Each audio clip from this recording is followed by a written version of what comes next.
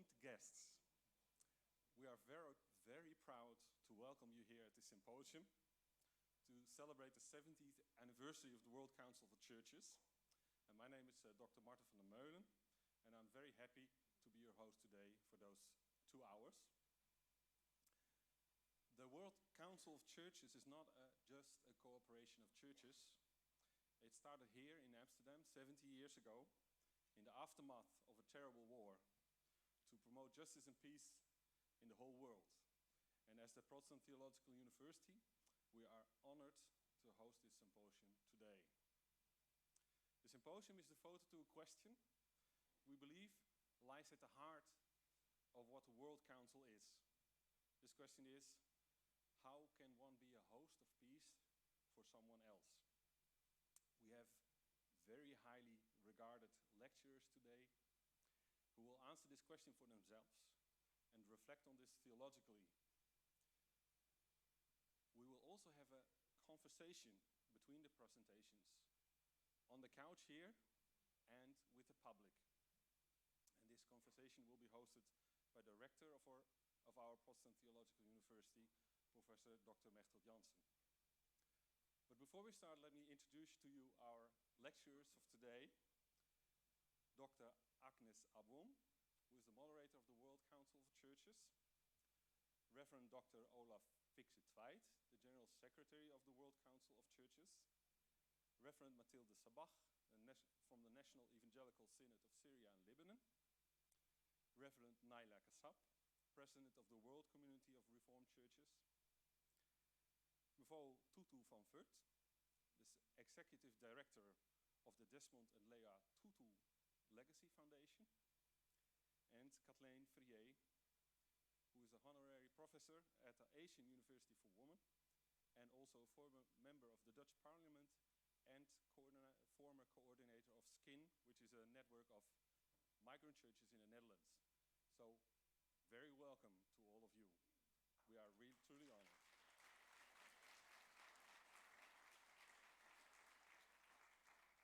We're also delighted to have a group of young people here in these front rows who take part in a youth pilgrimage on justice of peace. And they come from many different places, and I hope I have all of them with proper places. Colombia, Curacao, Germany, Greece, Jerusalem, South Korea, Philippines, Syria, Ethiopia, and the Netherlands. And Ghana. Thank you very much. A special welcome for you. And last but not least, I introduce to you Kees Postumus and Jules Beerda, who you already heard. They will make sure we not only talk about justice and peace, but also engage the team in different ways, and possibly more creative ways, I don't know. We'll experience this. As one mentioned, which I want to say here now, Dr. Abuom needs to be at the start of the Walk of Peace, so she will leave a little early at around 12 o'clock. And at the end, I will give you some additional information how you can connect to the Walk of Peace at the Nieuwmarkt and where to get lunch. And that's quite easy because we will have lunch boxes if we leave for the Walk of Peace. But for now, I give the floor to Professor Jansen.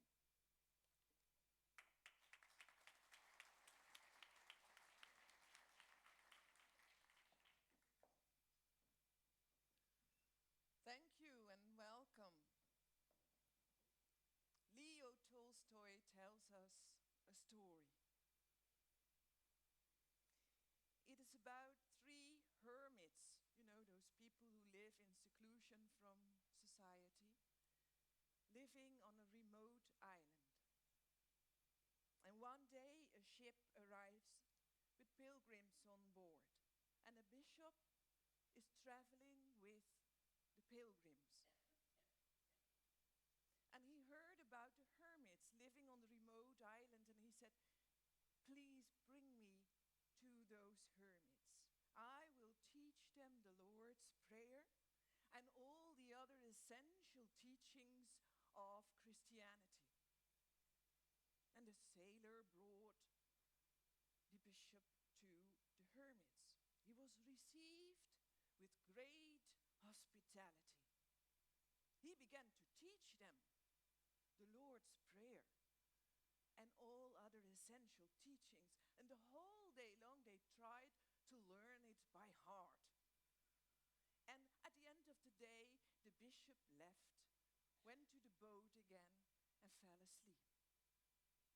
In the middle of the night, the sailors awoke him and said, "Look, there is a strange light coming across the sea toward us."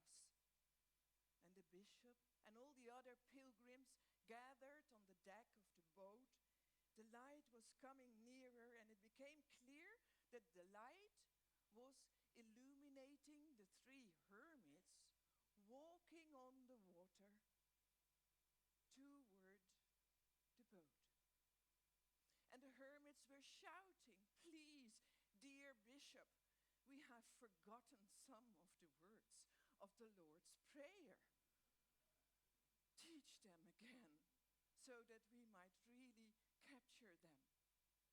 And here's what the bishop said: "I don't have to teach you anything. Your words and your hospitality will be received by the Lord. Please pray for us." And then the hermits left again, across the sea, illuminated by the water.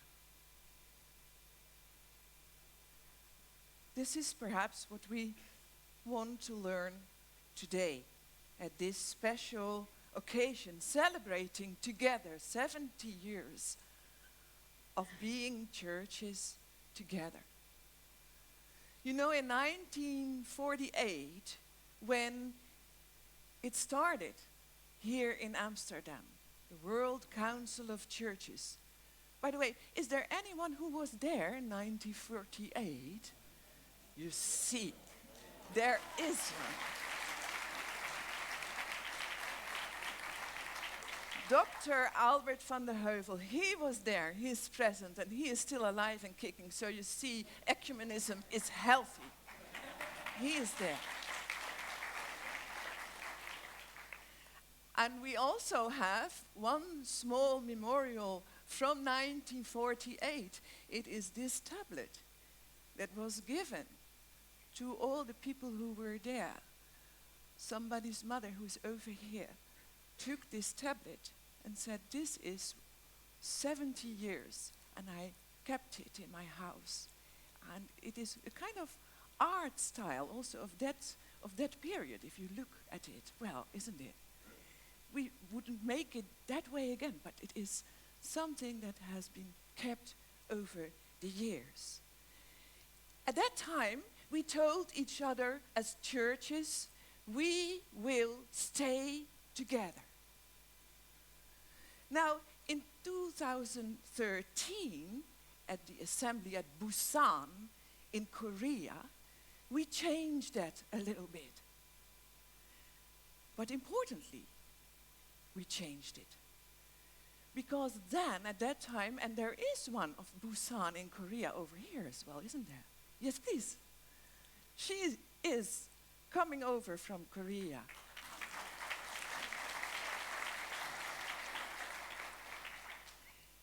Then we said to each other, please, we do not only intend to stay together, but we intend to move together. And that is where our idea of pilgrimage, voyaging together, keeping an eye on each other while we're taking the voyage of life, the voyage of justice, seeking for peace, while we have to keep together, not only staying as a stable something, an organization, but as a movement that is important.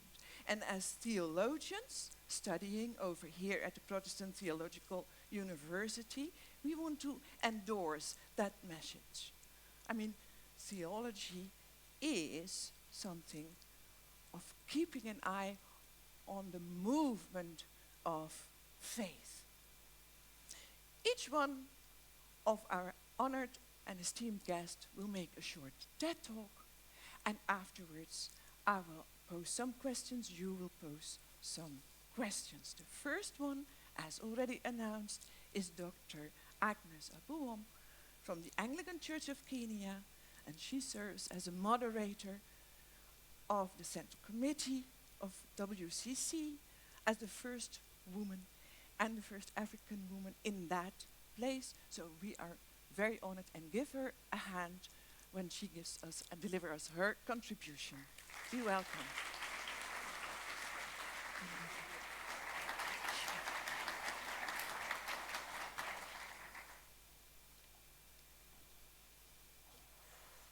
Wow. What an emotional moment. I just want to express our gratitude to the hosts, to Amsterdam, to the Dutch, to the Netherlands, for affording us this wonderful hospitality to come back to the source, to come back and commemorate our journey for the last 70 years. And thank you for those of you who are there, because you are a reminder of our journey and its interconnectivity and continuity. Greetings from the worldwide ecumenical movement, and happy 70th anniversary of the World Council of Churches to you all.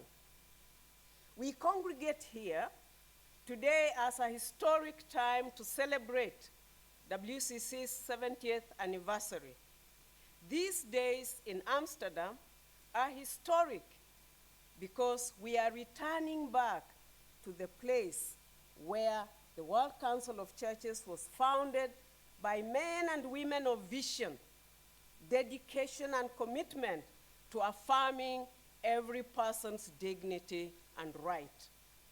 I give thanks to God for this opportunity and important symposium where we can renew the true vocation of the church and the ecumenical movement by engaging others on vital issues of justice and peace towards a conflict and pain-free world.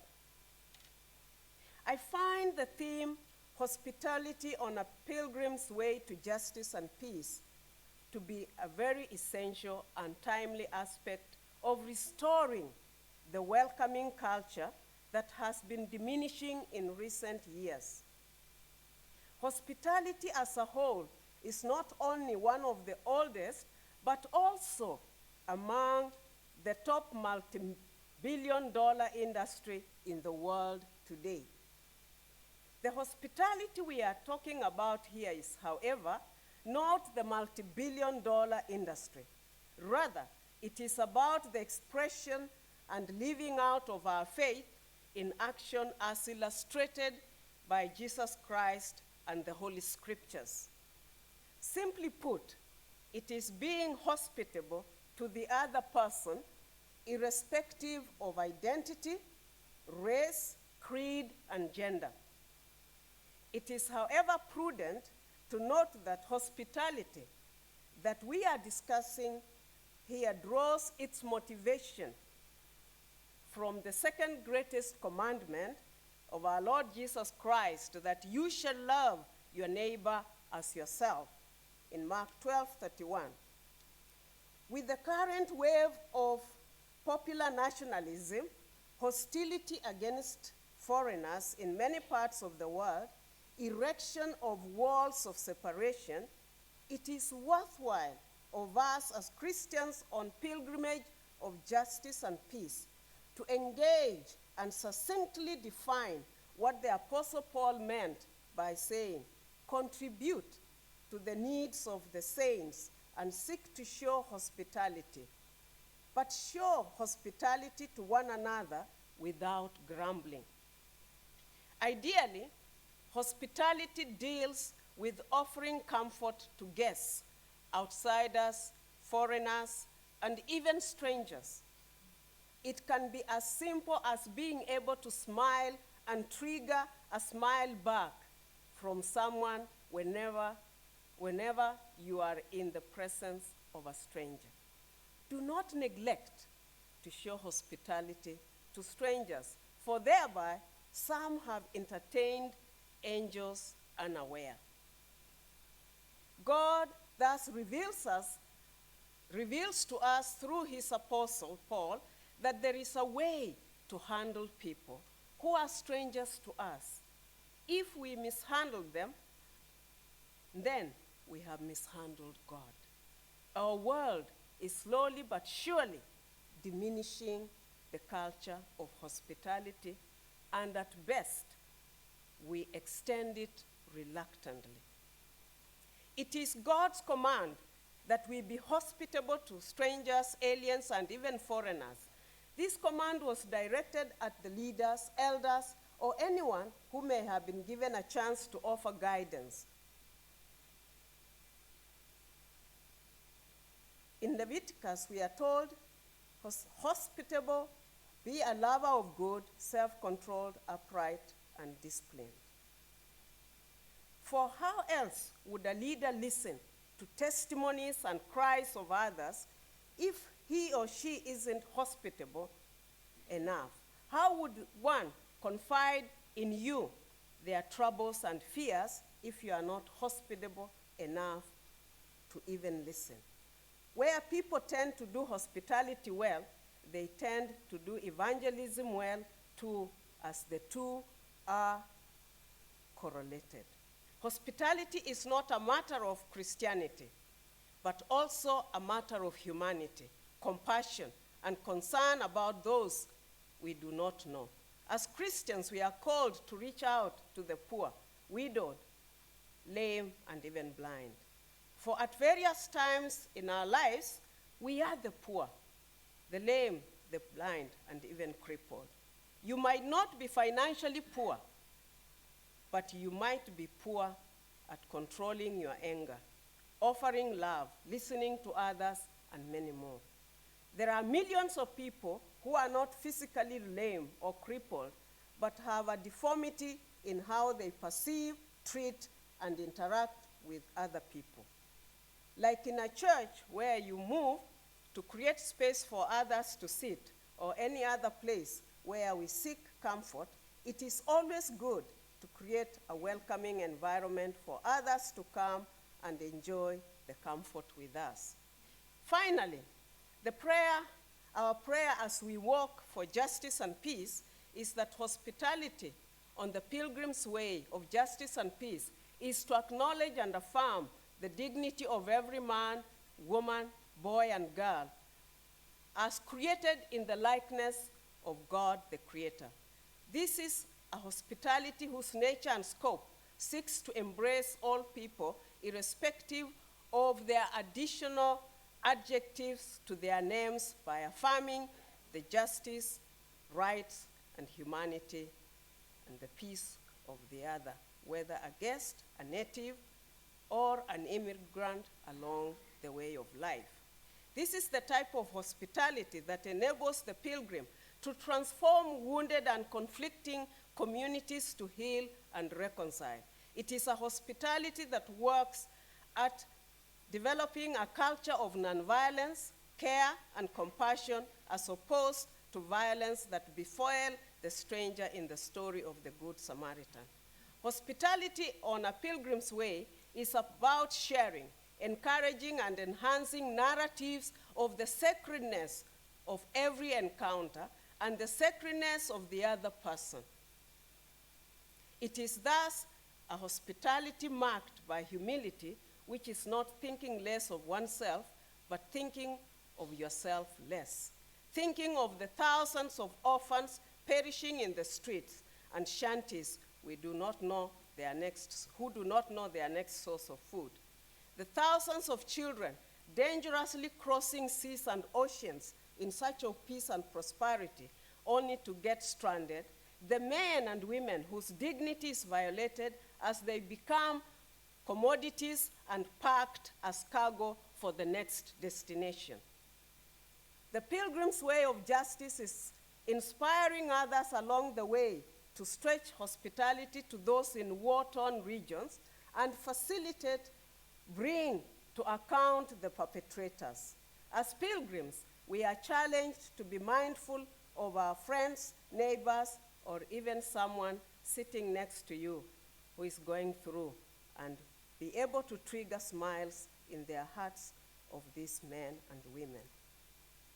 Hospitality on a pilgrim's way of justice and peace. May our pilgrimage of justice and peace rekindle on our journey the act of King David, who showed hospitality and gave part of the wealth to Mephibosheth from the house of Saul, and who was physically challenged, and yet who belonged to the enemy camp. May the culture and the spirit of hospitality on the pilgrim's way of justice and peace reign forever. Amen.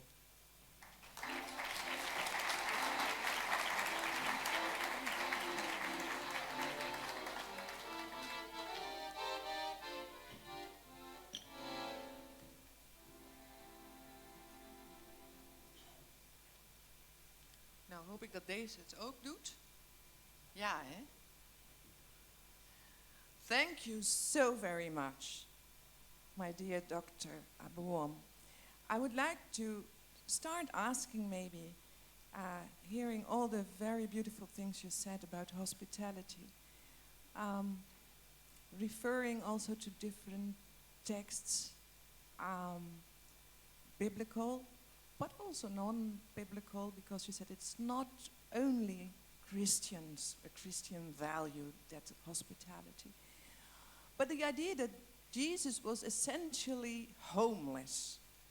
I mean, he didn't never own a home, nor a grave, nor a camper or a caravan or whatever. What, theologically speaking, would that mean for you, that he was essentially homeless? It reminds me of the millions of homeless people, but whose dignity still has to be affirmed, whose right to live as human beings still has to be affirmed.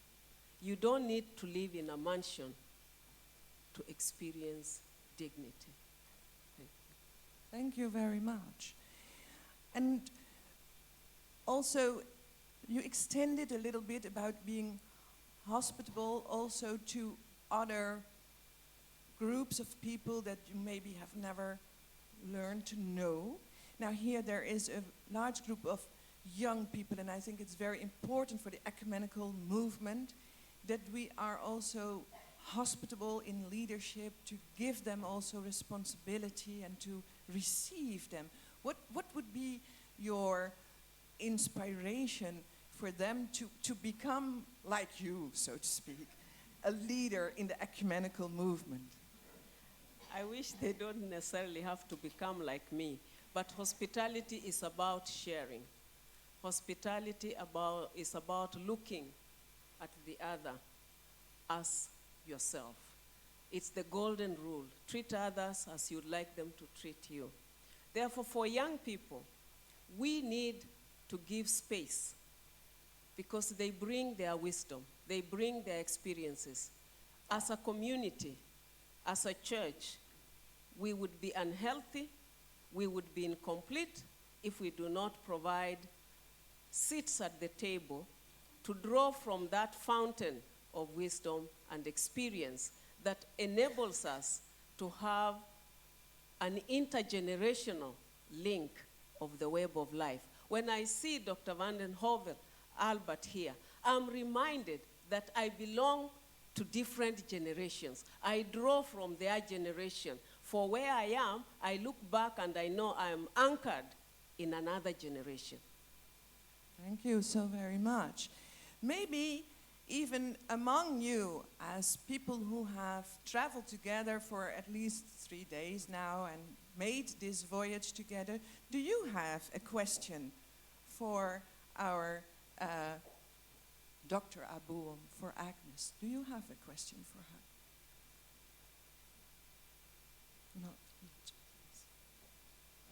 Well, we had the privilege to meet her yesterday already, so we did have a conversation, and I guess we asked all the questions that we had yesterday, so I think it's fine for now. all questions are answered over here, but maybe in the other audience, someone would like to pose a question. On my pilgrimage, I'm slowly learning that it's very difficult also to behave or to be a guest, to take the gift of hospitality. Exactly, to change the roles and to be a guest. And I'm sure you have also that experience. Were you ever a guest in another house where you felt received in a new way? Yes, because where, for me, then in that context, what I have experienced is really embodied solidarity, which is a mutual expression of sharing and giving. Thank you very much. We leave it here, but we also ask you to stay with us on this couch, and we would like to pass the word to our esteemed Dr. Olav Fykse Tveit. He is the General Secretary of the World Council of Churches and the pastor also in the Church of Norway. He also has served as an army chaplain. He does a lot of work for state and church commissions, being also at work for contacts between Christians and Islamic councils, Christians and Jewish communities. So a warm welcome and a hand for Olav Fykse Tveit.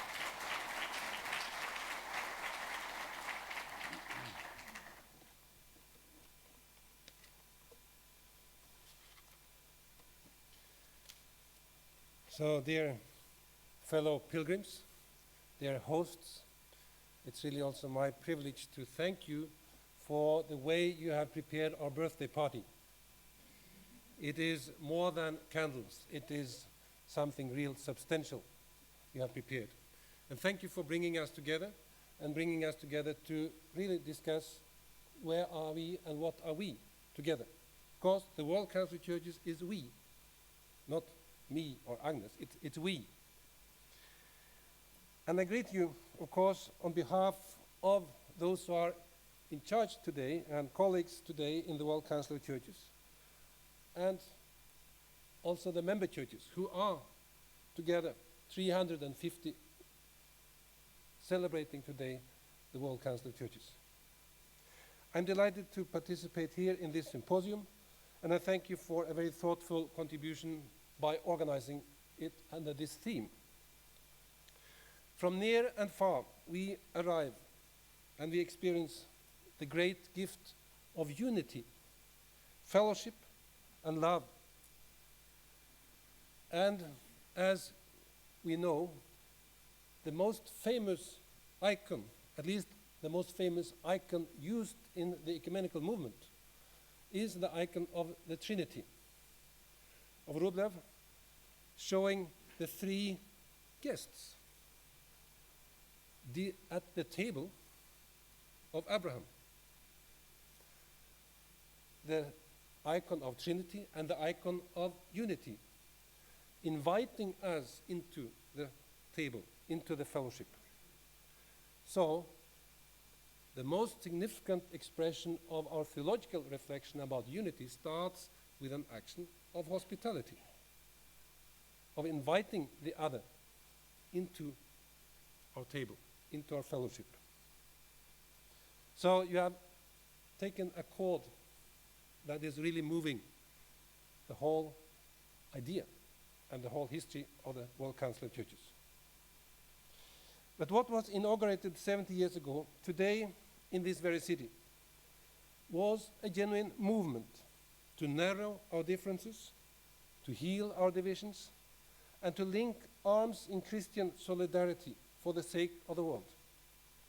And faced with a world devastated by war and imperiled by an uneasy pace, the delegates to the World Council of Churches First Assembly and its then 117 churches, they covenanted to stay together in one ecumenical movement.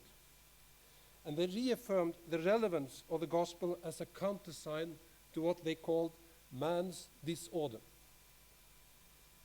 And many have thought about why they say man, and we can reflect on that. But definitely it was man's disorder. They marked the indispensability of recognizing and supporting universal human dignity and freedoms, and they began the long self-critical process. For example, coming to terms with Holocaust and the sin of anti-Semitism. In many ways, Amsterdam created a common platform for critical theological reflection in the interests of unity, commitment to framing a more just international order, and working together to ensure peace and justice. And I will come back to why this is so important for hospitality. Whether in renewing theology and reframing mission or bringing together churches and their ecumenical partners to serve, that platform has enabled the churches in countless and consequential ways and places, and in ever-changing context, to serve each other and the world. So over the decades, through the WCC and the ecumenical movement, Christians have reached out together to build consensus on fundamental aspects of faith and order, to build institutions of peace and peace building, to support human rights and human dignity, to face down injustice and racism, to address gender inequities, to nurture reverence for the integrity of creation, and renew the churches themselves. These are, we have to say, enormous accomplishments. So indeed, from our point, we can see that in its deepest meaning, this ecumenical movement has been then and now a movement of hospitable love. Over the decades, it has been the love of God in Christ, of our fellow humans, and of the earth that has animated and energized Christians to journey and in faith together, and to overcome historic divisions and reach out in love. So today, 70 years later, however, we still face a radically different world, but not only in the scale and urgency of its problems, but also different in fundamental characters. But we find the very foundations of the post-war world and liberal democracy challenged. We see hard-won post-colonial freedoms threatened to dissolve into chaos. And we witness the globalization of a neoliberal economic system that institutionalizes injustice and inequity.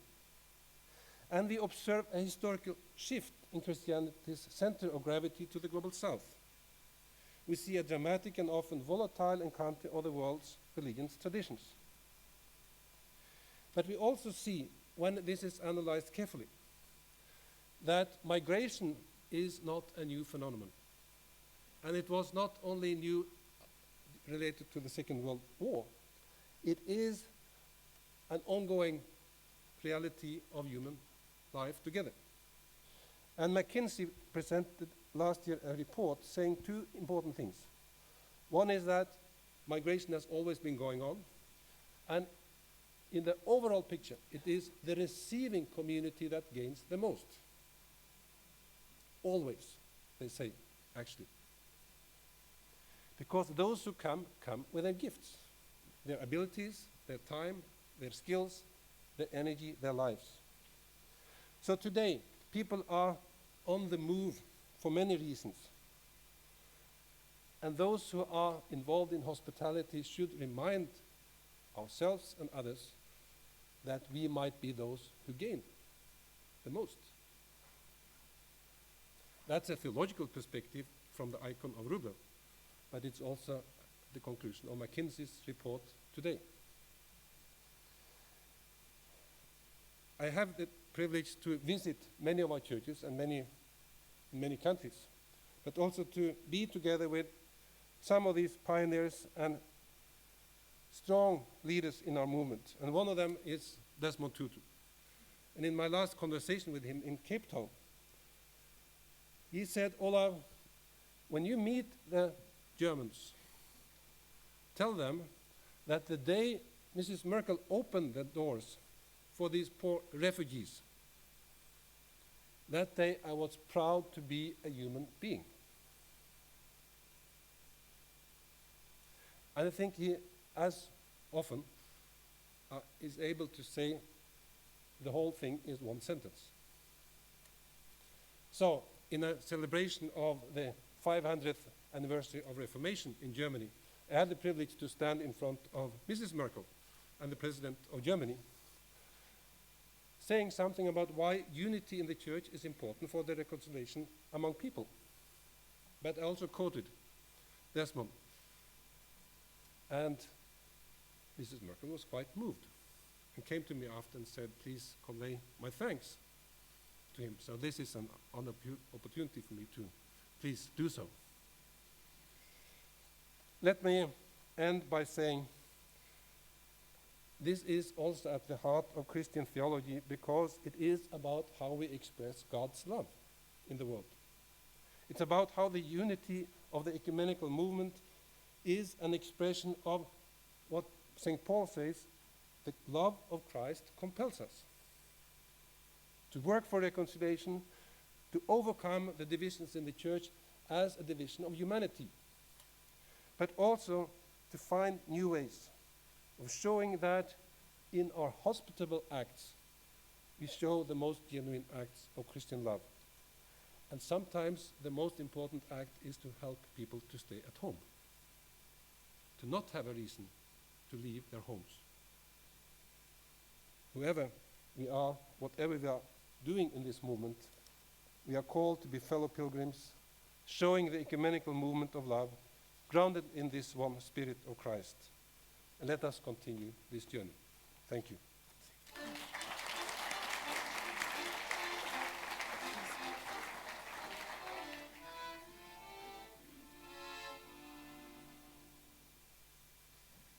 I was looking so much forward to sitting between the two of you, and now that is coming reality. Thank you so very much for this message, and I was especially struck by this way of saying in one sentence, really, that it is a huge pass for humanity when we receive destitute people. It also reminded me of a story of Mark Twain, who said there was a tough businessman saying, I'm going to make a pilgrimage until Mount Sinai, where the 10 Commandments were given.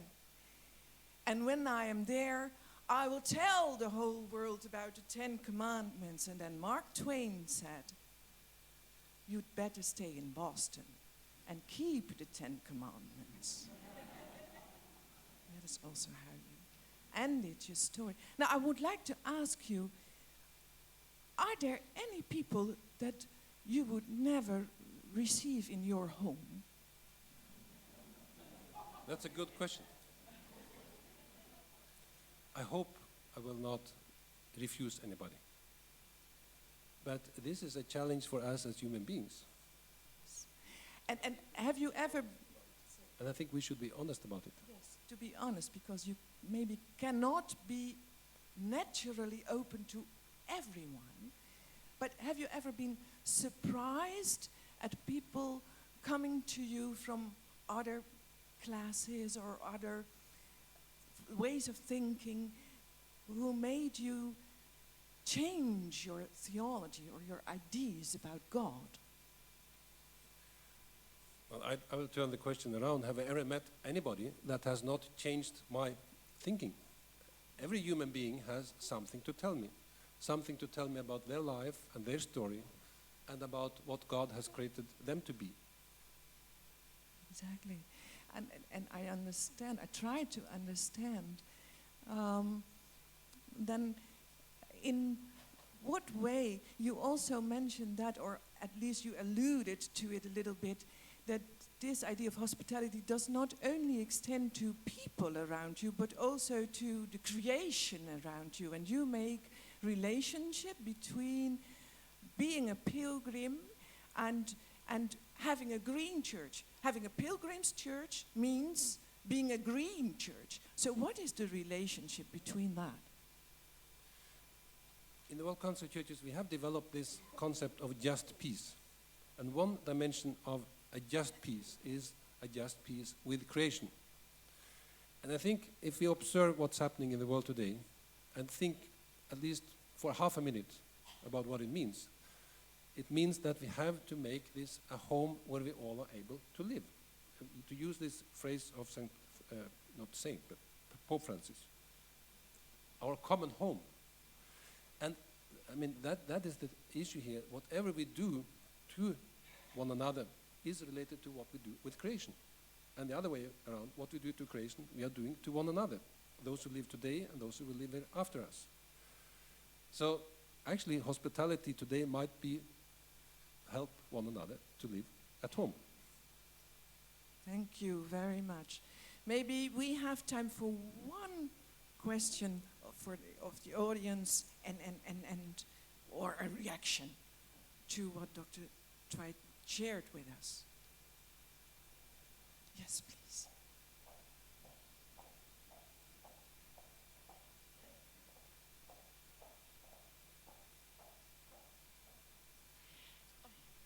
So you say that people who are coming, they have a gift and to offer something. But this is a very idealistic way of thinking, because the reality is a lot of frustration in the hospital countries. So a lot of frustration because of the immigrants, because of the refugees. Like people in Holland or Germany, if you talk to them, they think like they might take away their opportunities. So how do you think about that? And if you say stay at home, that is not hospitality. That is like, okay, stay at home. So, yeah. Thank you very much. There's a slight opposition here, but I think you have been pondering on that as well. Well, at least that I succeed to get some opposition. But the question helped me to clarify even more my point, namely that we are living in a common home. Our world is one. And our ability to live in this world is an issue for all of us. I mean, we are totally depending on one another. So when people feel that they have to move, it is not only a matter of their decision and their condition that day. It is a result of many things. Historically, we know it also, politically, economically, and so on. But we also know that it's related to the threats to creation and the ability to find a home where you belong.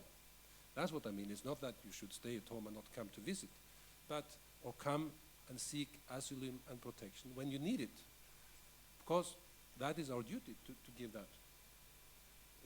The other point I try to make is that there is a lot of myths about what it means to receive refugees and migrants. And one of them is that it is so costly, which is maybe right in the first instance. But I wanted to refer to this report of McKinsey that very seriously have studied that the economy of the receiving countries in general are the gaining part. And I think we can understand that dimension. And I want to counteract some of these myths that it's only the one who receives who gives. Thank you very much. That has cleared at least some point. And we go to the third contribution of this meeting together. Matti, she said this week.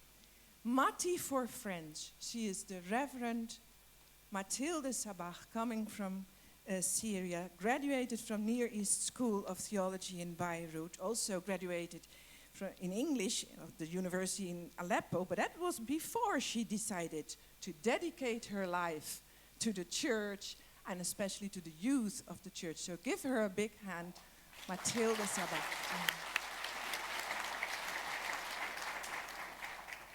Good morning.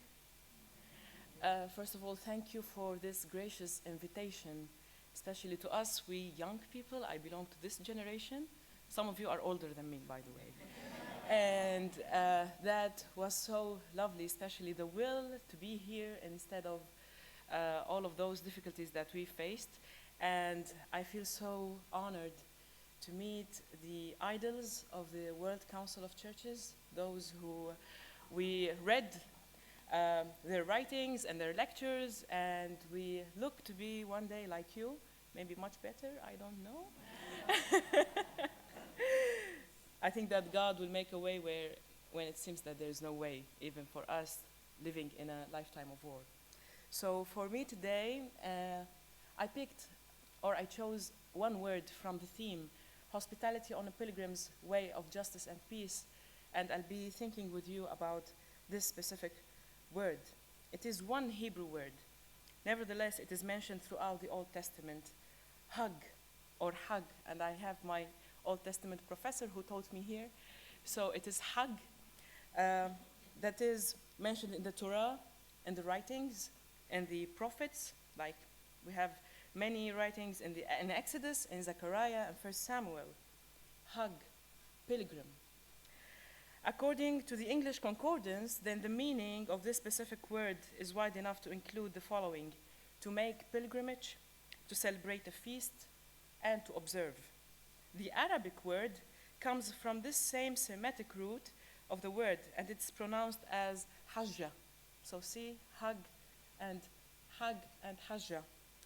And the meaning, according to many dictionaries in Arabic, then it means the following: a person who journeys to a sacred place for religious reasons, or a person traveling to a place of a particular personal interest. Literally, it is a person regarded as journeying throughout life. In the early Hebrew history, pilgrims traveled to Shiloh, to Dan, to Bethel, and eventually to Jerusalem. And the Hebrew people had 3 pilgrimage festivals, and they were the Passover, the Pentecost, and the Tabernacle. Later on, during the Hellenistic era, then the word, let me read Greek now, paripedemos, brought the meaning of a person who resides in a country as a stranger. And this meaning was built on the belief that heaven is the only native country, and life on earth will be like a stranger who's longing for real home. And this terminology can be found in 1 Peter 1 and 2, and in Hebrew 11. Years later, the Celtic Christian meaning got modified, and as an example, I mention pilgrims for Christ, or white martyrs, who left their home to wander in the world. In a Christian sense, it means going into the inner path of the spiritual aspirant from a state of wretchedness to a state of beatitude. In my own understanding, being a pilgrim, then it means to march in a sacred procession that leads to a physical journey, to say that actions speak louder than words. It is to head forward with the acknowledgement that life carries within it good and evil. Therefore, to witness justice and to witness peace, then we may remain walking the walk on feet with the hope and will to have a life founded in the call to be peacemakers and holy, because God is holy, and within his holiness we will find justice. I say this because of my own experience of a text in the Gospel of Mark, chapter 10, verses 32 to 34, following Jesus in the way of the cross. In this final part of the Passion foretelling narratives, the third prediction, Mark narrates about the fear and the stun of the disciples.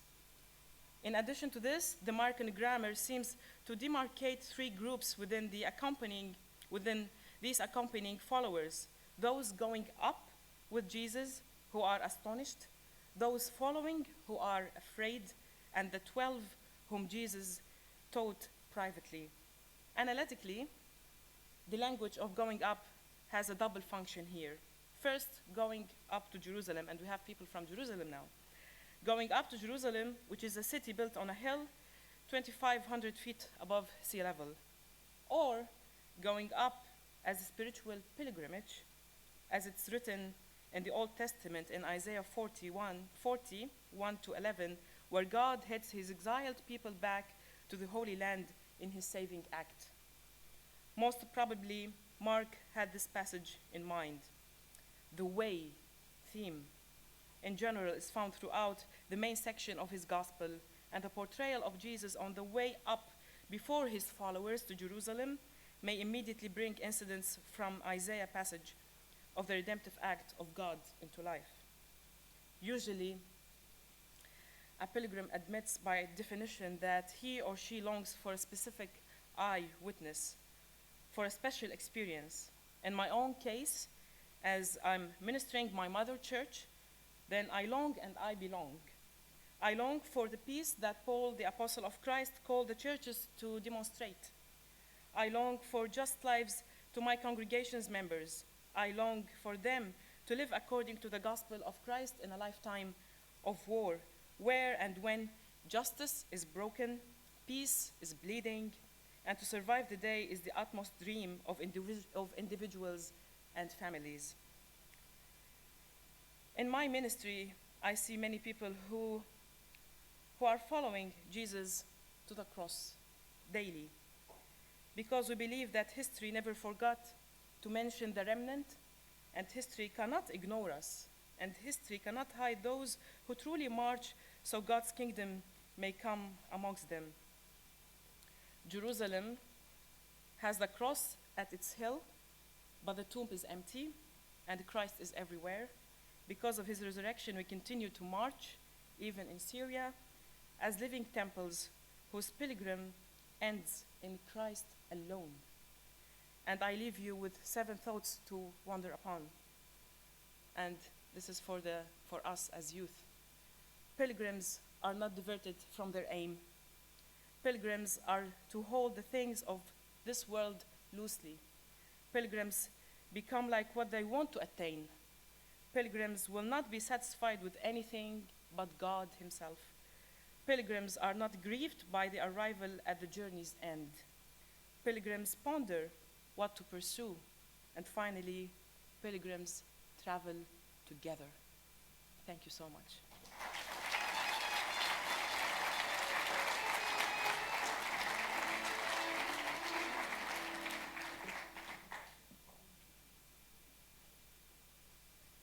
Dear Reverend Sabach, dear Mati, I'm always so, a little bit, let's say, confused and in joy and in grief together when I hear you, because I know where you come from a little bit. And also your stories about how you had to shelter people and to take them away in the midst of snipers and whatever.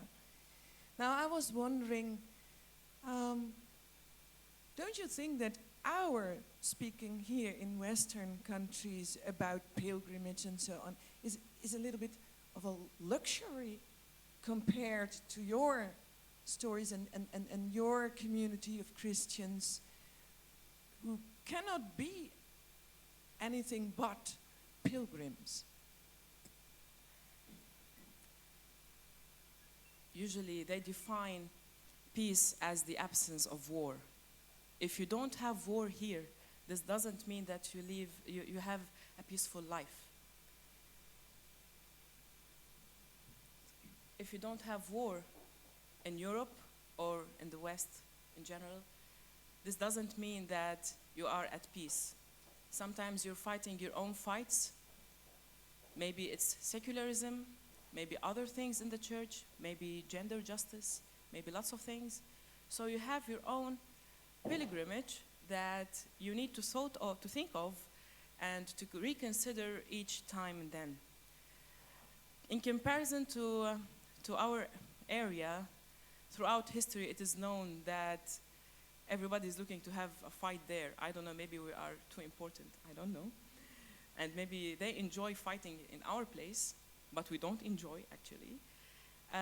So I don't think that I can underestimate your own pilgrimage. You have your own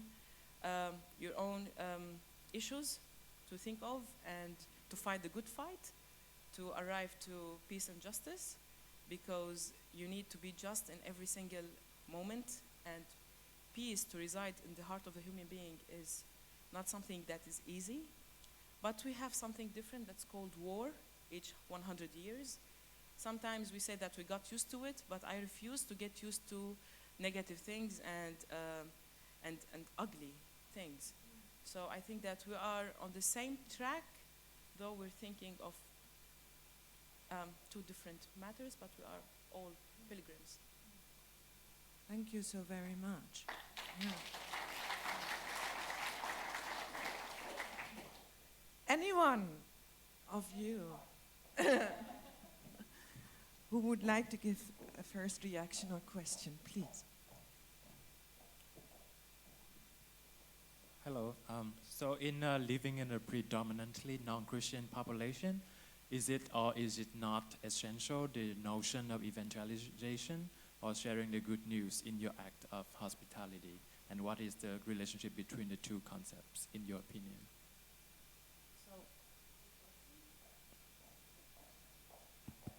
So I think that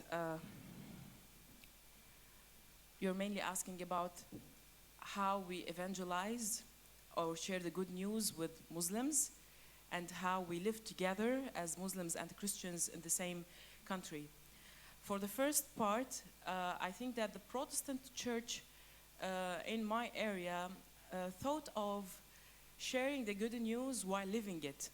Not only to go to the Muslim person and say, here's the Bible, I will be sharing with you and I will be doing Bible study with you and you need to be a Christian. I always say that living Christ and seeing Christ in the face of the other is the first way of sharing the good news.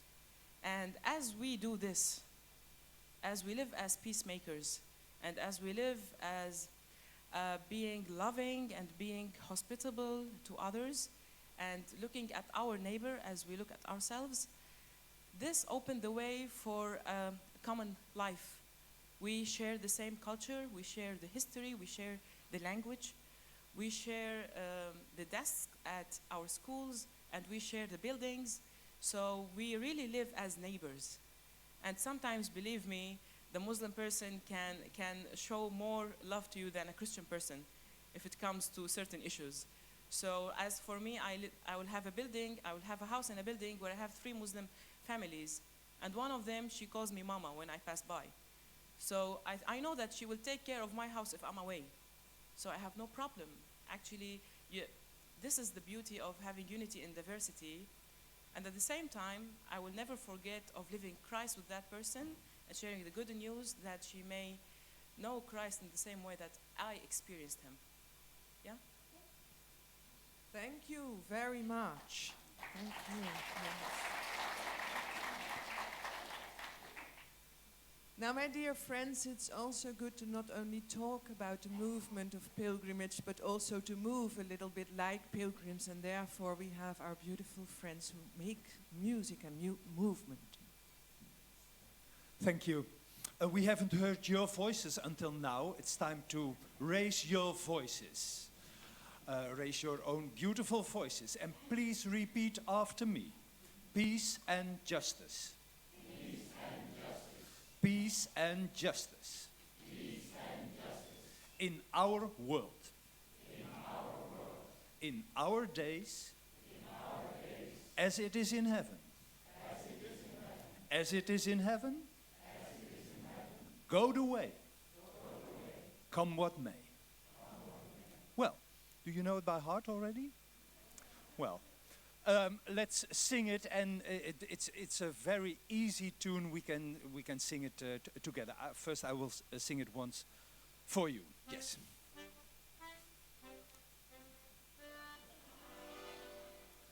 Peace and justice, peace and justice in our world, in our days, as it is in heaven, as it is in heaven, go the way, come what may. It's a bit, yeah, a bit high. Well, I think you can do that. Well, please stand up. And first, before you start to sing, I will say the text so you can join in. Please turn around once. Just turn around, yes. We have to turn around our lives. Yes, and come back.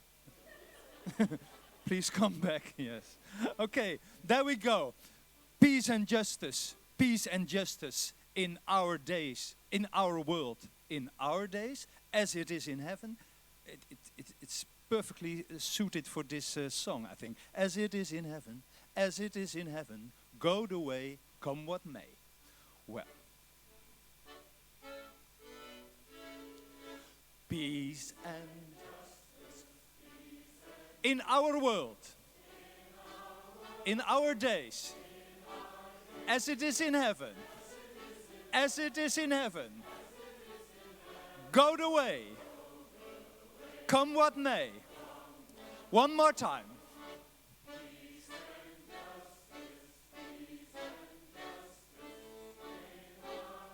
In our days, as it is in heaven, as it is. Go the way, come what may. Well, in about 10 minutes, I will be back with you with some movements with the song. And then we're going to sing it, well, in separate parts. So, well, thank you. Usually I say, please sing if you're getting happy about this. But you were singing very happy. You were singing very joyful, yes. Thank you. Well, please sit down.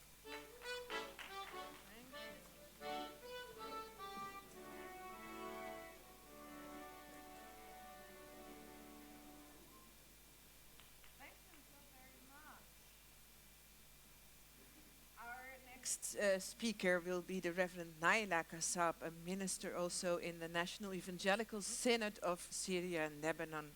And she's the president of the World Communion of Reformed Churches. And she has been always very active in these ecumenical movements. She was the first also receiving a preaching license in her church because the equality in gender terms is very precious to her. She is a model of many people also for us in the Middle East. She has studied also at Princeton Theological Seminary, and she will be a model of many others also in here in this hall, I believe. Please, Reverend Naila Kassab, the floor is yours.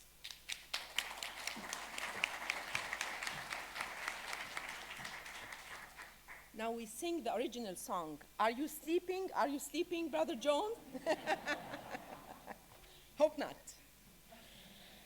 All right. Mary and John were celebrating their 30th wedding anniversary. And they took a great time to choose the place, the restaurant, and they set the date, and it was at 7 o'clock. But that night, John got very busy in his work, and they were late to their wedding anniversary. And you know how that feels. Mary was frustrated. John was driving fast. They reached into the restaurant. They got sit at the table. Their faces looked worried, troubled. And then the waiter came to them. And she brought 2 glasses of wine to the couple. And Mary said, "We didn't order wine." And she said, "Yes, I understand, but I noticed that you are troubled because you are late. And I wanted to share these 2 glasses with you." And the professor who was teaching the class said, the waiter was providing hospitality. Not merely service, but hospitality. There is a difference, and I have learned, preparing for this talk, I went into the word of hotelier because we were borrowing a word, hospitality, that belongs to the word of receiving in hotels or restaurants. There's a difference between service and hospitality. In service, you know, the person learns how to put the plate from the right side, where to put the knife and the fork, and how to provide the food. This is service. But hospitality is something different. There's a difference between service and hospitality. In service, we are interested in what we learned, while in hospitality, we are concerned with how the people feel Hospitality is about them, not us. It is how the people feel. But rather, it's a way to make people feel happy, respected, dignified. It is stepping in their shoes and trying to make them happy, or even in sometimes trying to get them out of their misery. So there is a difference. Sorry. Hospitality is to think of how people feel. It is not about what you learned. And I'm saying this mainly for seminary students. We learn at seminary, and we think our task is only to do the service, is to go and recite what we have learned. But really in ministry, it's much beyond than that. It's hospitality. It's about feeling with others. And even, letting what we learn affect our hospitality. Hospitality is not merely service, but it's rather a way to make people happy, respected, and dignified. It's a stepping in their shoes and trying to make them happy and even get out of their misery. Two stories that inspired me that are found in Luke and are very well known to us is the story of the Good Samaritan and the story of Mary and Martha. And these stories come directly one after the other. In the Good Samaritan, a well-known story of a person coming to Jesus and asking him, "Who's my neighbor?" And then he tells him a story about a person who was robbed and injured, and three people passed by him: a Samaritan, a priest, and Levite. And the Samaritan was the one who stopped and helped him and took care of him and helped him his wounds and even paid for him. While the priest and the Levite, they just passed that. At a time that we expect that the priest and the Levite should have been the hospitable ones, it was the Samaritan who was the hospitable one. Henry Newman says, hospitality is a fundamental attitude towards our fellow human beings. It means to create a free space where the stranger can enter and become a friend instead of an enemy. When we get in this new free space, we are changed. And I believe the helped and the helper will both be changed. When we get into this free space of meeting a foreigner and helping a foreigner, we are both changed. Our task as a church, and I think this is what we are doing here today, is to create this free space of meeting a stranger, meeting other people. Our task, hospitality, is to take the risk in stepping into a new space. And many of us, many times we were forced to step into these new spaces, mainly with the number of refugees that are around us. Hospitality is not to change people, but to offer them a space where change can take place and where spiritual growth and transformation happens. And I want to say, when you get into this new space, the helped is changed and you are changed yourself. In the second story of Mary and Martha, which is an interesting story, and to us as Middle Easterners, we are shocked with the way Jesus reacted, because Martha was very hospitable. She was trying to be friendly and providing things, and here Jesus rebukes Martha and says, "Why are you so troubled? Why are you?" He didn't appreciate the hospitality. What we learn from this story is that hospitality is not mere actions, but rather with what spirit we do hospitality affects the impact of hospitality. Hospitality is not an act of pity, but is rooted in our faith. I believe if we don't live hospitality as a church, we are the ones to be pitied in that. It's not a troubled experience, but an experience where we can ask our Lord, what do you need from us? And how do you want us to live our faith? I want to say that hospitality, in my church, we had a struggle with hospitality. As in Lebanon, we are 4 million persons, and we received around 1.5 million refugees from Syria. And I remember when our church wanted to open a school to help children, many people were against in our congregations. And they said, we don't want to be this much hospitable. We don't want to be troubled. And then we decided that we will remain hospitable as a church. And we opened 6 schools where we hosted these kids. And I want to tell you, this experience changed our church. It taught us that you cannot be the church without being hospitable. And I was just thinking with what's happening in the world today. I think that hospitality is one way of healing the radicalism that's happening around the world. Because radical attitude says, I'm the good one and you're the bad one. All radicals think the same way in all religions. And I think hospitality says, no, we both have to come into this free space and to learn to be Christians and humans together. I think it's one way to heal the world from these exclusive, radical attitudes. Friends and young generations, are you ready to take the risk to be in this free space? And when young people say, oh, the church is boring, I think because we're not ready to step into a free space. Thank you.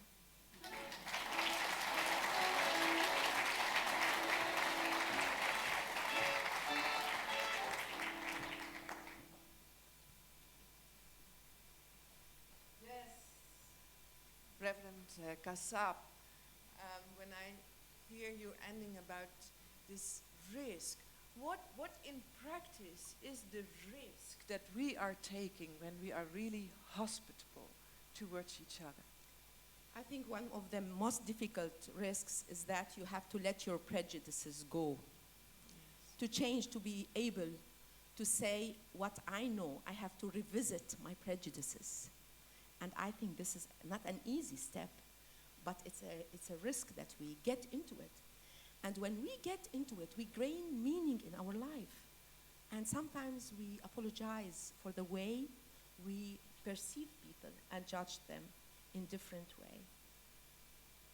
So would you say that hospitality puts us into a position of not knowing who the other is, also not knowing who the believer and the non-believer is? I think, yes, of course, it's stepping, this is why we call it a free space, because we don't know, you know? And we are, you know, in a free space, you know, ourselves, you know?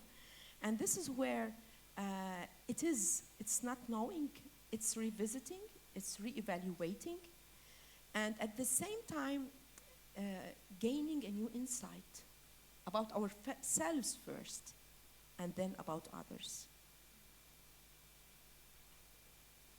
Would that also be the hospitality that Mary was showing? Because maybe in Lebanon and Syria, a lot of people would side with Martha and say, well, let's give a lot of hospitality in giving food, etc. So siding with Martha. But what is the hospitality that Mary was showing? You know, sometimes we do cafes for refugees, meetings, and even though we have lots of events that we are doing as a church, and people don't feel hospitable. It's the spirit that we do things creates the impact. It's whether people trust that we really love them. Or sometimes it's just we want to do it to feel good about ourselves as a church and an activity. And I think with Mary's model, we have to sit down and link it to our theology and link it to our faith and to move accordingly. And this is when impact happens in the life of the people who are helped.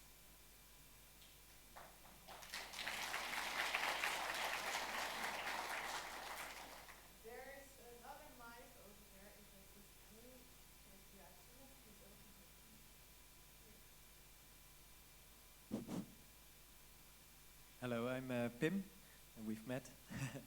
um,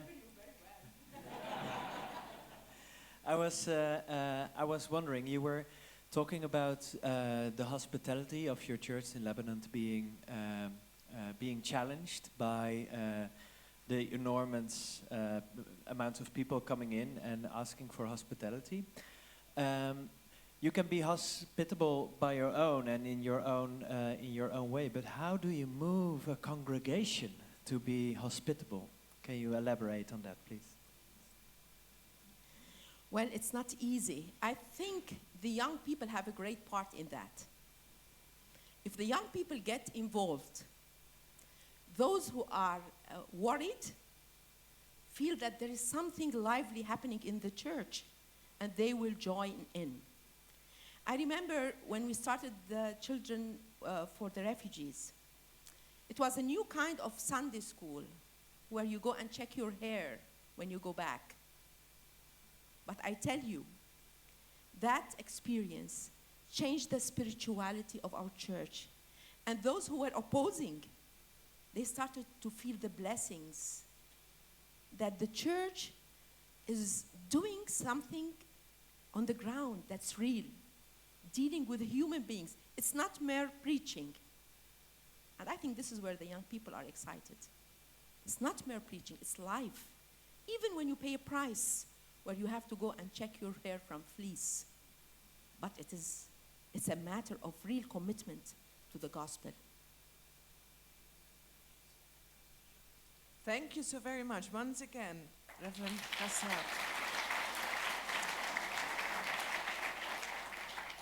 And as a matter of life, we are also having some more music and some more movement.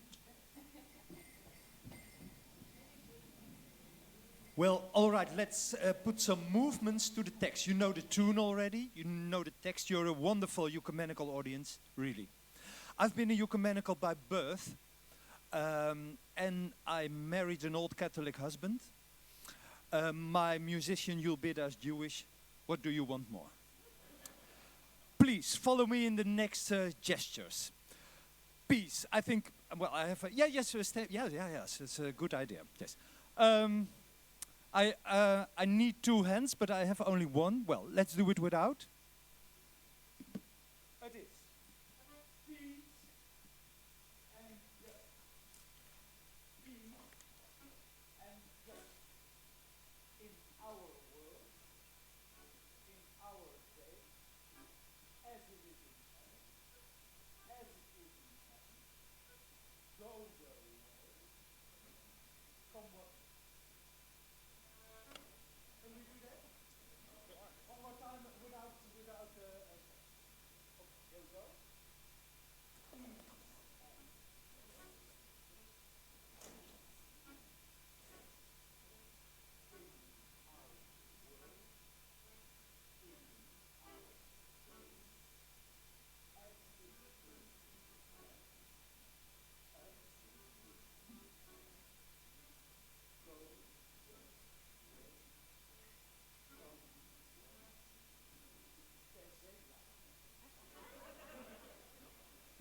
Let's keep it joyful and happy. Well, in the end, the third time we're going to sing it in two parts, but now with gestures and with music and with words. It's a very difficult thing, but I think you can do it. Well, there we go. Oh, and even our honored guests are doing, yes.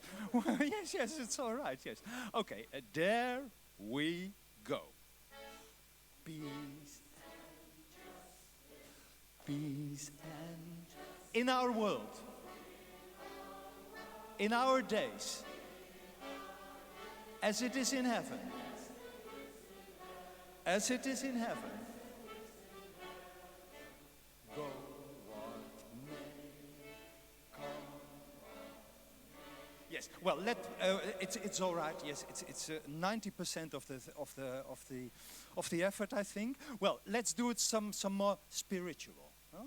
As it is in heaven, come what may. Well, put some emotion in it if you want to do it. Yes, we're not only brains, we're mainly heart, I think. Yes, there we go. And 1, 2, 3. Peace.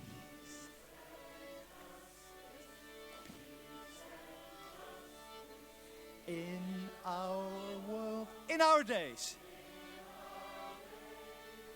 as it is in heaven, as it is in heaven, go the way.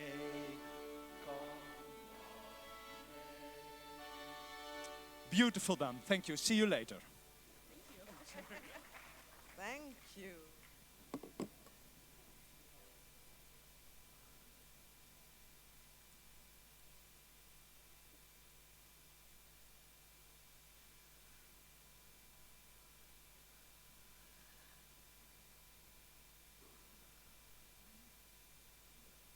Our dear sister and friend Tutu von Furt is a priest, a writer, an artist, a theologian, and a public speaker. All in one. What more can you have? She has acquired a passion to deal with young people, and in her foundation, that is founded upon the heritage of her parents, she tries to make young people between the age of 17 and 20 to make their first passes, to make a career, to get a profession, to be in the real world of work. And she helps them in finding that path. She's also doing, I don't know when and where, a PhD. And she will finish it, I'm sure. Please, Tutu, the word is yours.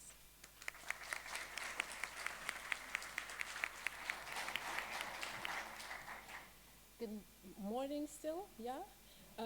No, good afternoon.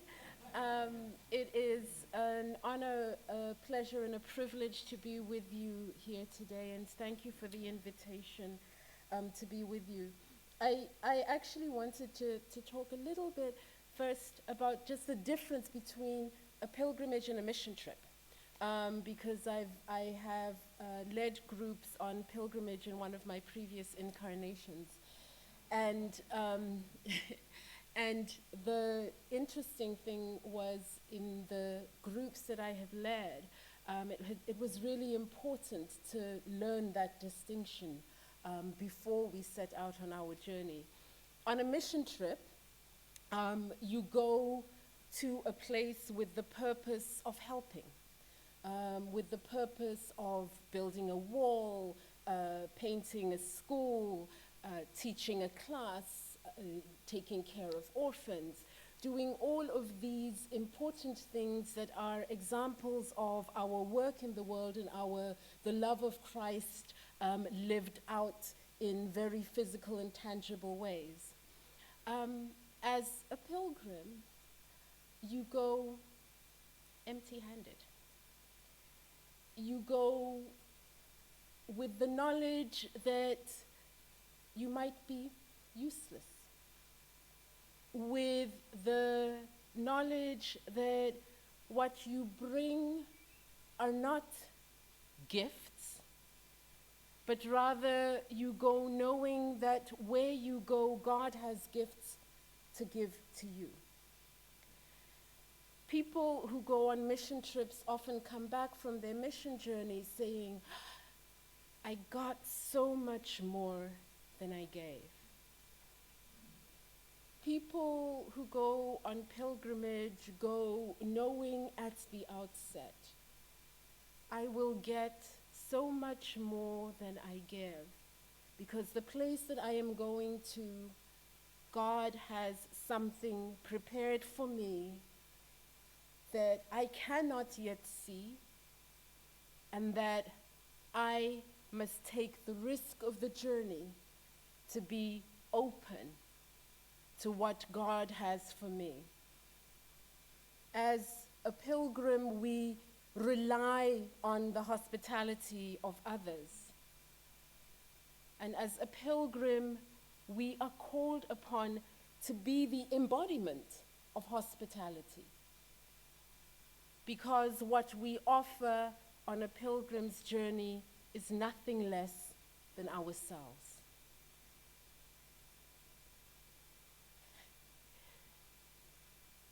God is an incarnate God, is a God who became human, who took on human form. And we are made in the image and likeness of this God who is incarnate. When I was reading on praying with icons, I read a small passage that said, an icon will come to you. And if you do not yet have an icon through which to pray, walk out into the street and look at the people who are there, because each person who you see is part of that mosaic that is the face of God. As a pilgrim, you trust being a part of that mosaic, and you trust seeing a part of that mosaic that is God. And the pilgrimage on the way of justice and peace, I'm reminded also of Martin Luther King, who said that there can be no peace in the absence of justice. In order for there to be peace, we must strive for justice. And so this pilgrim's journey of justice and peace is ultimately the only real journey that God calls us to walk each day with the utmost passion and dedication. And I thank you.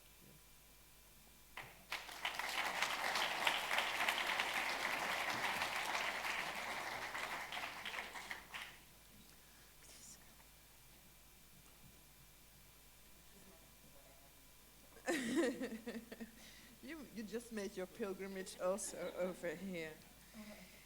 I get from it really a powerful message also about the empty-handedness that you have to allow yourself to be in a kind of position of vulnerability, in a kind of void of non-violence. Could you maybe give an example from your own life where you've really felt placed in that position of being vulnerable and maybe forced to non-violence in your work? Let's see, a year and a half ago, I moved to the Netherlands. I'm trying to learn Dutch. That requires the ultimate non-violence. Yes. But I think for me actually, making the move here, even though it is a move made by choice, it was a move of also letting go of a lot that was part of my life in South Africa. The roles, responsibilities, and also the positions and prestige of being the person I was in South Africa. And that has created an incredible sense of vulnerability in me. Yeah. Thank you so very much. And I think that question of language is deeper than only one experience, because to be in a strange language is some kind of a pilgrimage experience, I guess, also for all of you during these weeks. Are there others who have? Yes, please. Dr. van der Heuvel.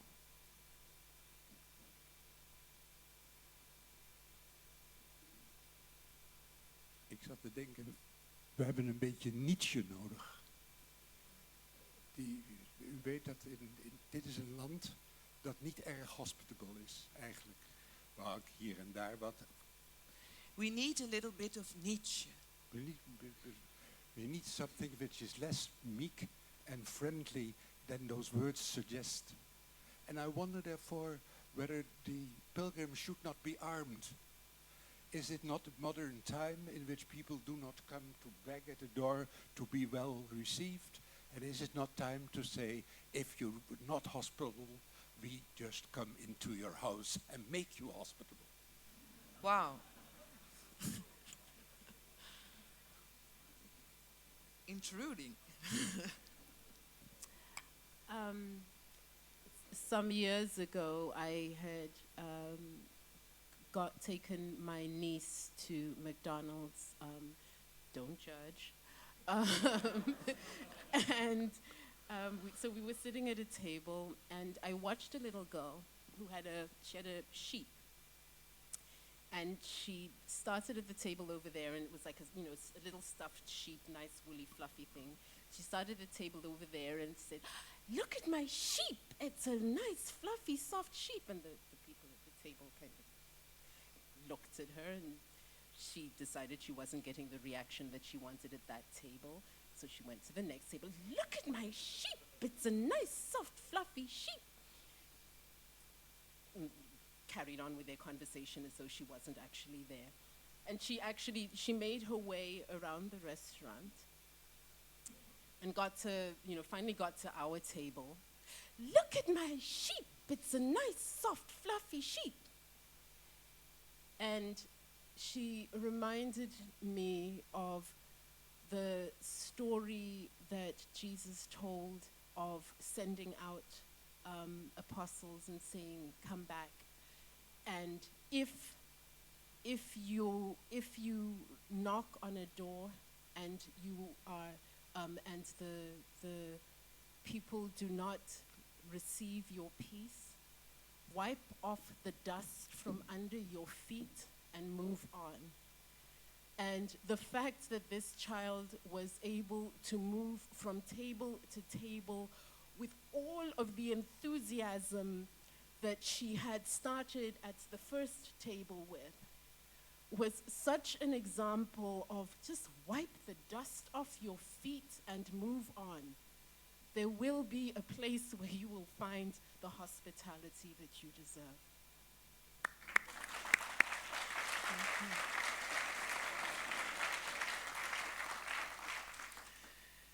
There's still time left for one short question or remark. Yes, please, over here.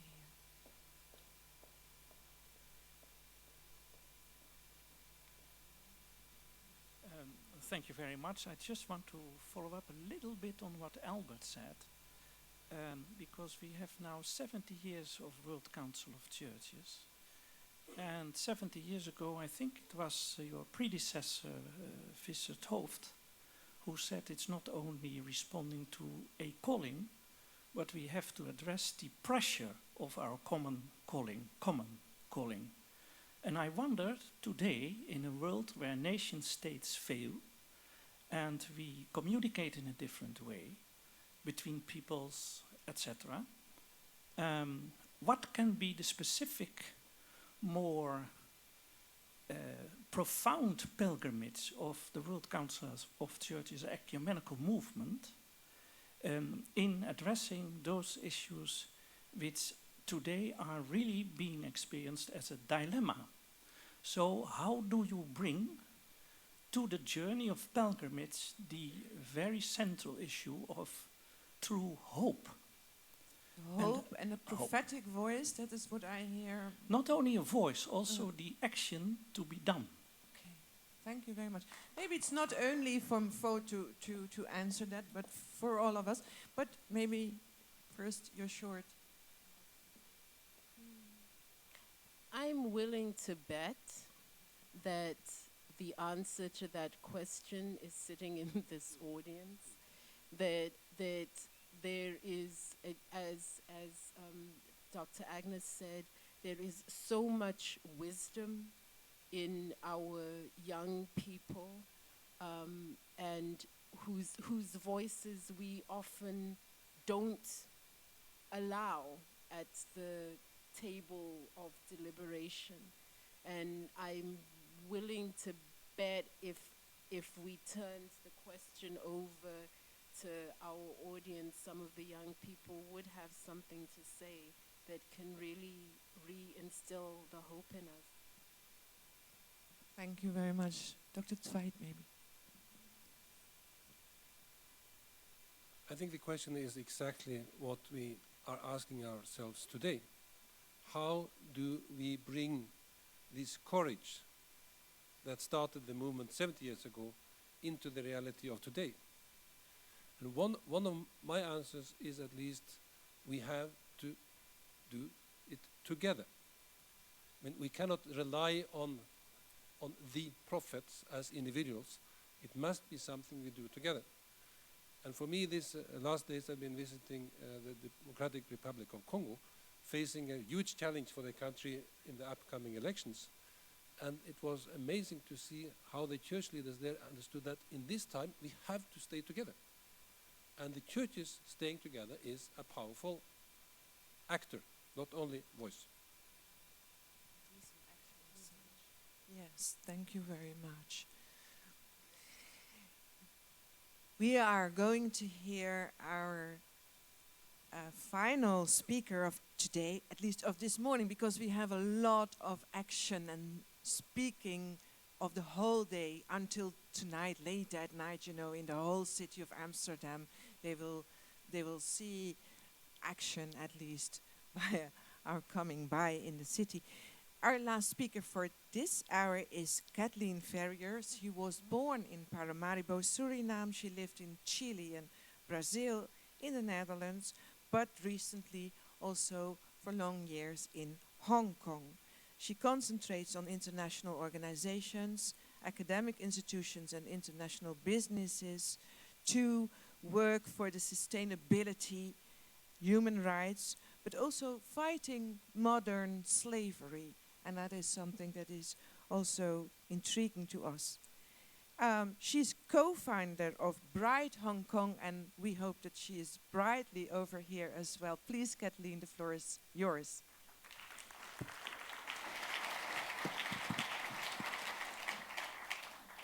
Thank you. You know what the opposite is of love. Hate, I hear. It's not hate. It is indifference. Hate is still an emotion. Indifference is not. Indifference is the lack of emotion and the absence of interest.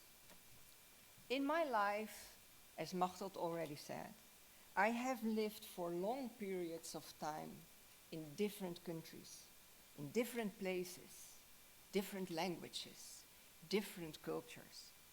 And I have worked in many different contexts. In all these situations, in South and Latin America, in Europe, and recently in China, in Asia, I have experienced hospitality. I have felt welcome, and I have experienced in different ways hospitalities, indeed not service, hospitality. What I have learned in all these different circumstances is that hospitality starts with curiosity. Curiosity from those who were hospitable to me, but also my own curiosity to get a grip on these new places, trying to learn the language, to understand the culture, the do's and don'ts that every country has. So for me, hospitality starts with curiosity. Curiosity, you will agree, is the opposite of indifference. Curiosity means interest. It means the desire to know, to understand people, and to understand differences. Curiosity means opening your mind and your heart to new situations, to unknown worlds, to strangers. Curiosity is a strong driving power, and we are losing it. As a world community, we are losing our curiosity because we think we already know.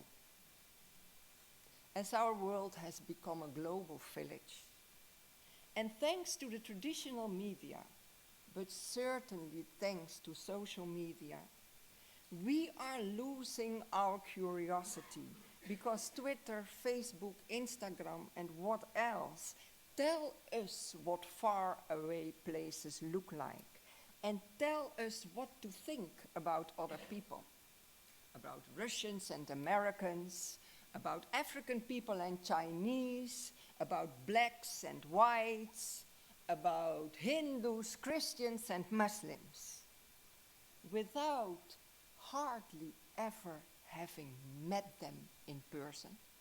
Without even ever having met them, we build an image on others based on the frames the media offer us, based on generalities.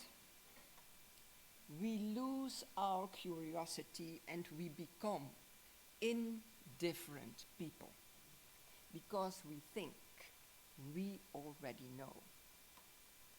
The past 5 years, I've lived and worked in Hong Kong, and I cannot express how grateful I am for that experience. Not only to learn another language, at least I tried to, and culture, but to experience an, for me, entirely new way of seeing the world. In China, I learned about feng shui, which is an old Chinese philosophy about balance and harmony between human beings and their environment. According to feng shui, the best place at the table is the place facing the door. Never, ever sit with your back facing the door. Never. Because the door is open. All are welcome. However, one has to see who comes in. One has to be curious. One has to be cautious. But one should not be prejudiced. See the person who comes into your home, into your life. The opposite of hope, of love, the opposite of love is not hate, but indifference. And as we celebrate 70 years of the World Council of Churches, and as we talk about hospitality as vital for our moving, for our pilgrimage through our lives, and our pilgrimage of justice and peace, let us not forget that hospitality starts with curiosity, with interest, with an unjudgmental, open mind and heart, and that curiosity, for being the opposite of indifference, is the first step to love. Thank you.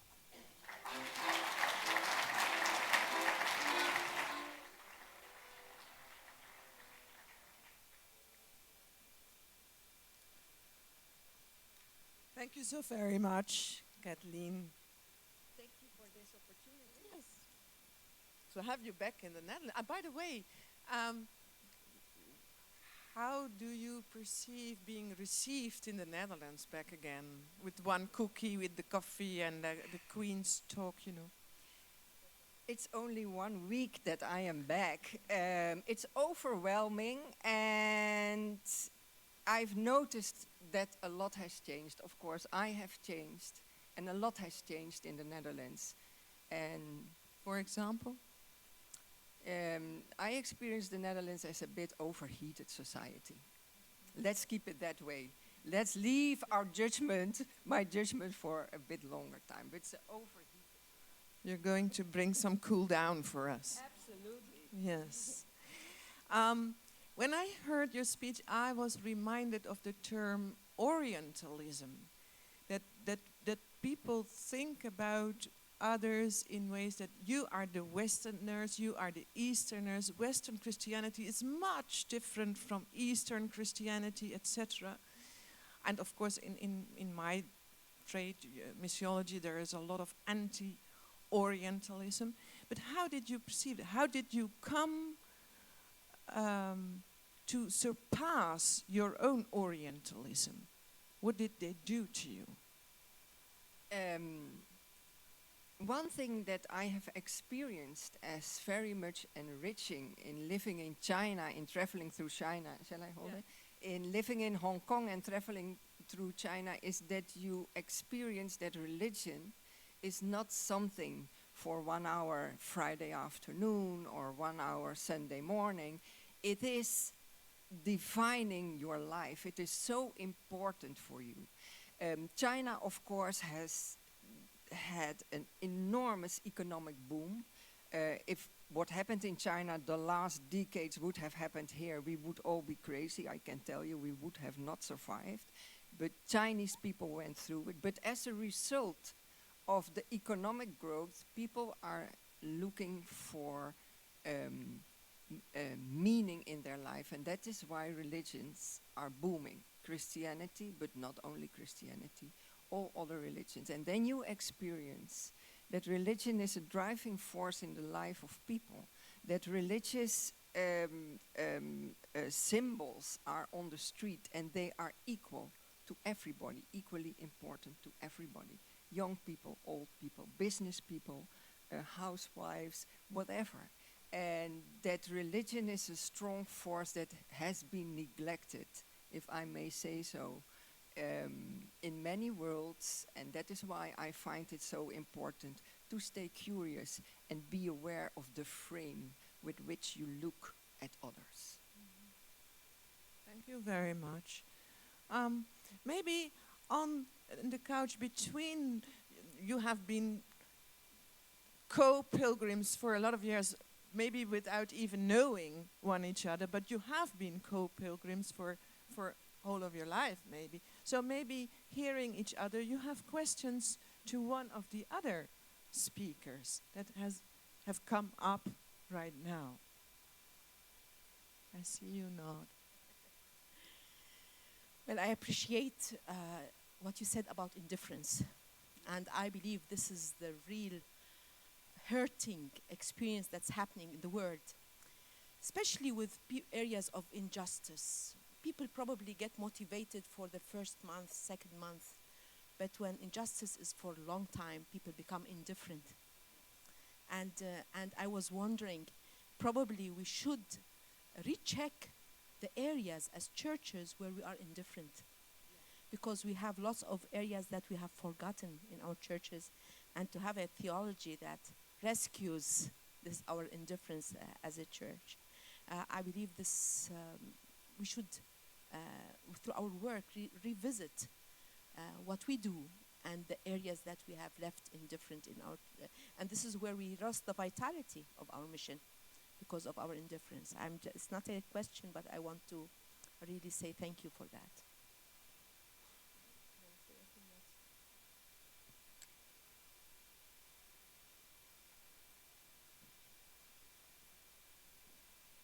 Thank you to all of you. I think you brought a lot of very important reflections and experience into our conversation.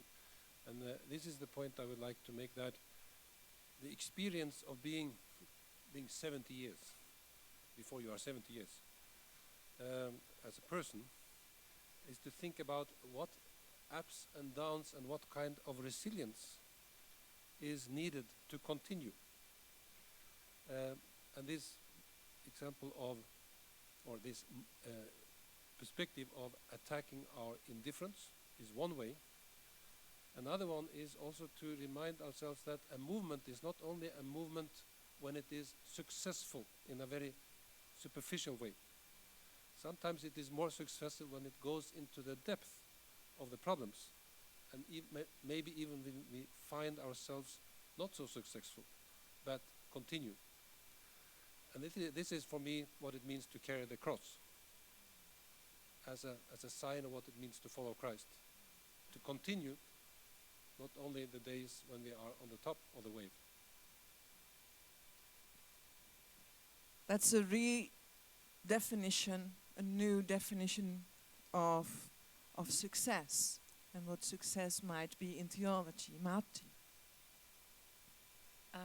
I was thinking of the same thing, and while looking now and hearing all of the speakers, thank you so much, and looking that we, the young generation, sitting in the presence of those who believed in this cause for the last 70 years, I think that you face disappointments a lot and not successful moments. And this reminds me of a text from the Gospel of Luke when Jesus went into the boat and asked Simon Peter to go again into the deep waters and to throw the net. And he said to him, Simon Peter said, "We have tried all night and we came up with nothing.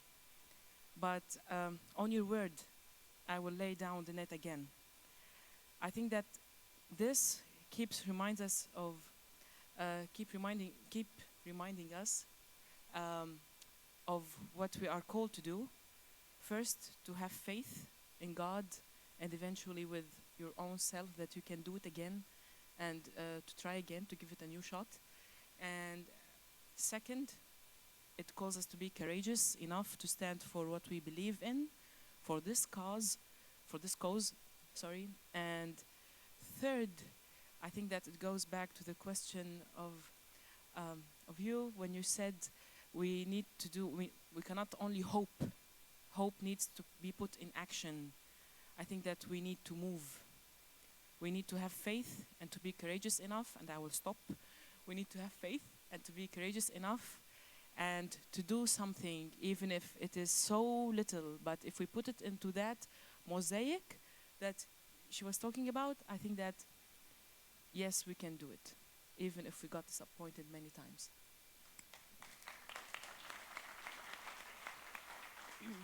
Perhaps I may just very shortly add that indeed when you talk about success, you already have to define what is success, because success can be something very different to different people.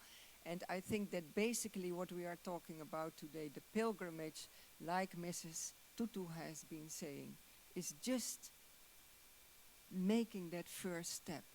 Just go, just be vulnerable and be open. And then success will come in one or another way. I'm convinced about that. Thank you very much. Thank all of you. Please stay here. And we will have a final musical. Well, as you just heard, we can do it. We can do it, yes. Yes, all right, yes. When we have hope, when we have the courage to do it, we can do it.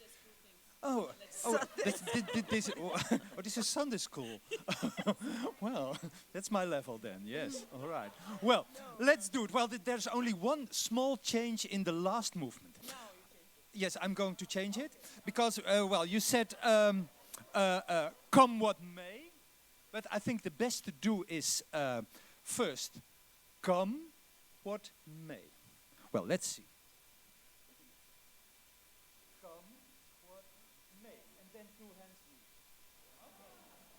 That's the trick. Well, let's do it. You know the gestures, you know the tune, you know the words. Please sing it by heart. Please sing it joyful, because we have all reason to be joyful and happy. Well, let's go. One time together, and then they start and you follow. Yes? Peace and justice. Yeah.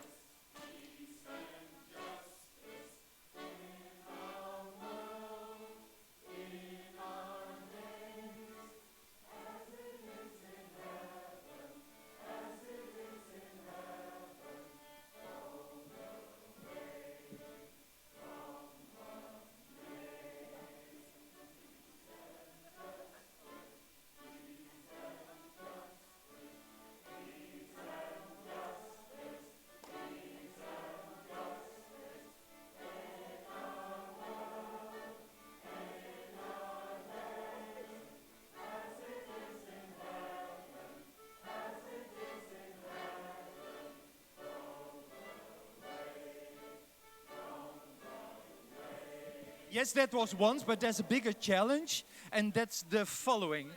What? Well, I follow my own trick, if you don't mind. Yes. Yes. Yes. Well, let's say everyone above 50. Who is that? Everyone above 50? Yes, 50. Yes. And under the 50. All right. Yes. Well, let's do it. The people above 50 start. They started the World Council of Churches long ago, and then young people follow everyone under 50. And then it's the challenge to stand next to someone who's doing something completely different, because we have to learn to accept differences. We have to live with that. Yes. So the over 50s they start, the under 50s they follow, and God bless us.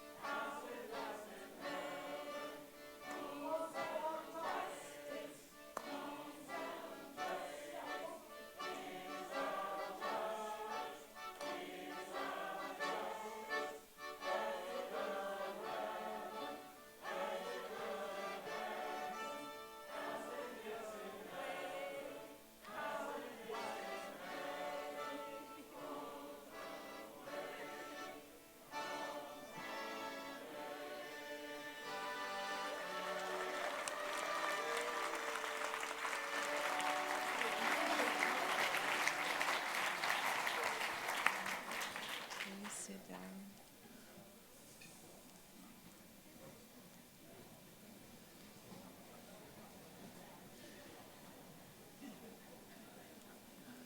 This day of celebrations of the 17th anniversary of the World Council of Churches will continue. This was just the first part. So for what is going to happen this day afterwards, I will just pass the word to my colleague Martin, and he will also bless us all and give us all the thanks, but from my heart already, all the thanks for being in your bright middle. Thank you very much.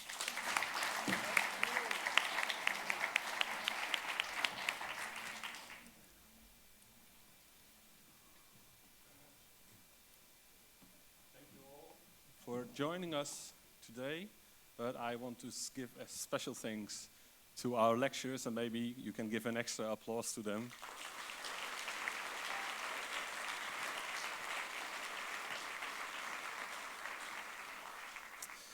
And we also have a very small gift to give. It's the Ecumenical Review, which comes from the World Council of Churches, so I thought it was fitting to give you this. And we can't give them flowers or etc., because we have to do the walk of peace. So this is a very small gift. I hope you can carry it with you. Thank you very much. Thank you very much. Thank you very much. Thank you.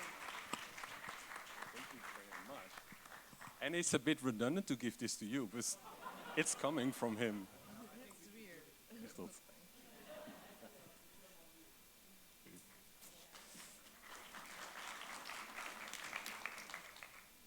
So I have some additional information for you. First, you can join the Walk of Peace around 14:50. 14:50. So in 1 hour and 50 minutes at the New Markt.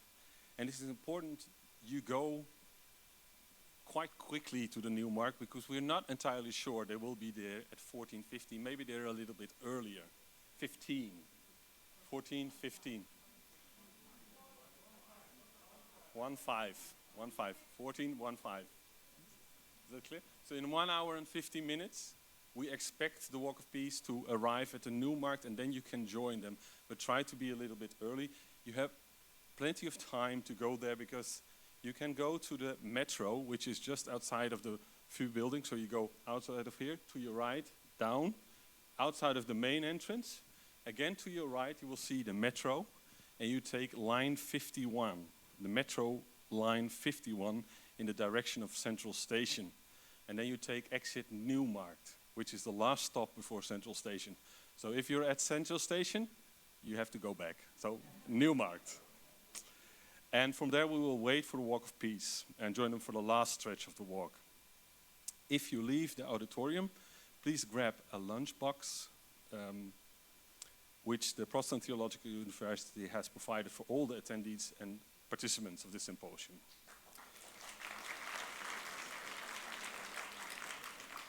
We're going to walk as pilgrims for justice and peace, and therefore I thought it was fitting to give you a pilgrim's blessing. And I think this is a very beautiful blessing, and it's also very well known, but also very fitting. So let me say this to you. May the road rise to meet you. Please stand. May the wind be always at your back. May the sun shine warm upon your face, and the rains fall soft upon your fields. And until we meet again, may God hold you in the palm of his hand. Thank you very much, all of you.